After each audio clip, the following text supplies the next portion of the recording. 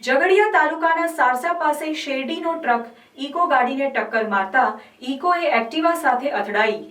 Activa સવાર ઈસમો 1 વર્ષીય બાળકી સાથે નીચે ફંગરાયો। ટ્રક સાથે 10 ફૂટ ધસડાયેલ ઈસમોનો અબાધ બચાવ। રાજપારડી પોલીસમાંથી મળતી વિગતો મુજબ છોટાઉદેપુર જિલ્લાના નસવાડી તાલુકાના લીંડા ટેકરા ગામે રહેતો કિરણભાઈ વિષ્ણુભાઈ ભીલ નામનો 23 વર્ષીય યુવક અંકલેશ્વર જીઆઈડીસીમાં મજૂરી કામ કરે છે। ગતરોજ તારીખ 12મીના રોજ કિરણ અંકલેશ્વરથી પોતાની એક્ટિવા મોટરસાયકલ લઈને વતનમાં જવા નીકળ્યો હતો। તેની સાથે તેના ગામના કલ્પેશભાઈ કમલેશભાઈ ભીલ તેમજ તેમની 1 વર્ષની છોકરી અયાંશી અને અન્ય સંબંધી સુનિલભાઈ મહેશભાઈ ભીલ પણ એક્ટિવા પર બેસીને વતનમાં જવા નીકળ્યા હતા। આ લોકો રાજપારડીથી આંગણ ઉમલા તરફના રોડ પર સારસા ગામ નજીકથી પસાર થઈ રહ્યા હતા। ત્યારે તે દરમિયાન એક્ટિવાની પાછળ એક ઇકો ગાડી ચાલતી હતી અને ઇકોની પાછળ આવતી એક શેરડીનો ટ્રક ઇકો 4 વ્હીલ ગાડીને પાછળથી ટક્કર મારી હતી।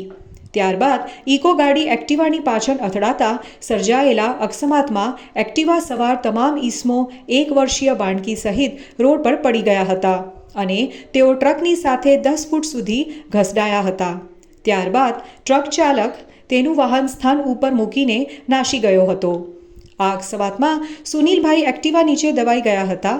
અકસ્માતમાં સુનિલભાઈને પીઠના ભાગે તેમજ કમરના ભાગે ઈજા થઈ હતી તેમજ કિરણને ડાબા પગે ઘૂંટણાના ભાગે ઈજા થઈ હતી। ઉપરાંત તેમની સાથેના કલ્પેશભાઈને પણ થાપાના ભાગે ઈજા થઈ હતી તેમજ ઇકો ગાડીના ચાલક યગેશકુમાર રાઘવભાઈ હીરપરા રહેલ ચિકલોટા મોરિયાણા તાલુકા નેત્રાંગને પણ કપાળના ભાગે ઈજા થઈ હતી। આ અકસ્માતમાં એક્ટિવા 2 વ્હીલર ટ્રકના આગળના ભાગ નીચે આવી ગઈ હતી। સદભાગે આ અકસ્માતમાં કોઈ જાનહાનિ થઈ ન હતી।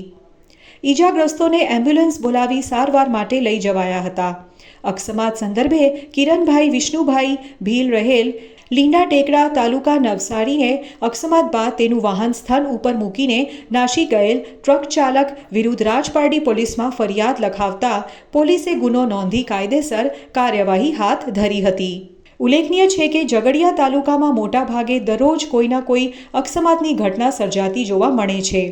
સારસા ગામના બસ સ્ટેન્ડની એક તરફ સારસા ગામ અને બીજી તરફ ગામની નવી વસાહત આવેલી હોય ગ્રામજનો અને શાળાના બાળકોએ અવારનવાર રોડ ઓળંગવાની નોબત આવે છે।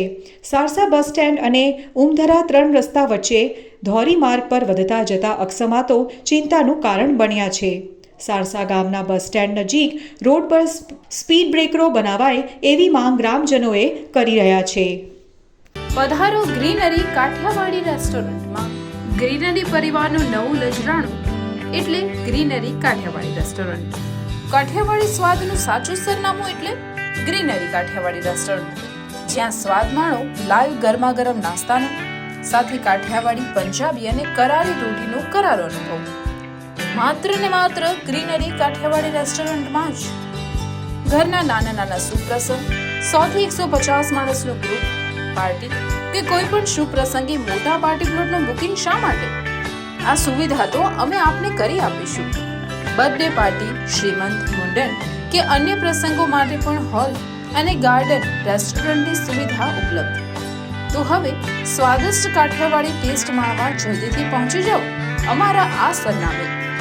Greenery Kathiawadi restaurant, national highway number 48, cable બ્રિજની ભરૂચ તરફ આવતા જાડેશ્વર સર્કિટ હાઉસની બાજુમાં ભરૂચ। Mobile number 9998975293।